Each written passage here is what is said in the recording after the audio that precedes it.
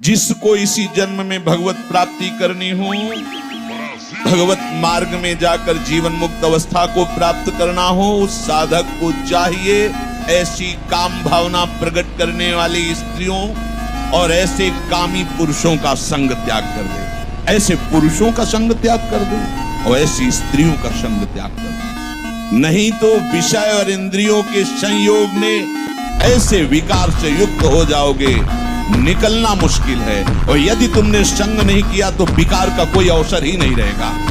नान्यथा क्षुभ्यति, फिर कभी ये क्षोभ ही नहीं होगा तुम्हारे हृदय में। शर्म आनी चाहिए। कैसे कैसे राक्षसी स्वभाव के लोग हैं। अरे मांस बोले, तुम भी तो मूली और गाजर पाते हो, उसमें भी तो जीव है। ये हमारे लिए विधान है, शास्त्री कानून है कि तुम पा सकते हो।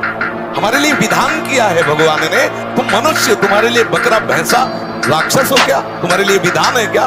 मूली गाजर जो विधान है, जीवे जीव बिना जीवे नहीं, सिद्धांत है। हमारे लिए विधान है। हमारे लिए गेहूं है, जौ है, चना है, दालें हैं, अन्न है, फल है, मेवा है, मिष्ठान है, दूध है, दही, कितने पदार्थ जरूरी है। जिंदा पशुओं को जलाओ और खाओ तो राक्षस बनो, तो तुम जाओ भोगो जाके। ये दीनता नहीं होती साधुओं में, पाखंड में होती। दीनता साधुता में नहीं होती। इस विषय की ये दे दो बाबूजी। धिक्कार धिक्कार, कहा वह मोर दासा करे तुच्छ नरन के आशा, तो कहो कहां रहा विश्वासा। जिसने बिना किसी सहयोग के 1 सेकंड में अनंत ब्रह्मांडों को रच दिया, वो हमारे स्वामी है। इसके बाद तुम ऐसे मांगते घूमो, कहां दासता रही।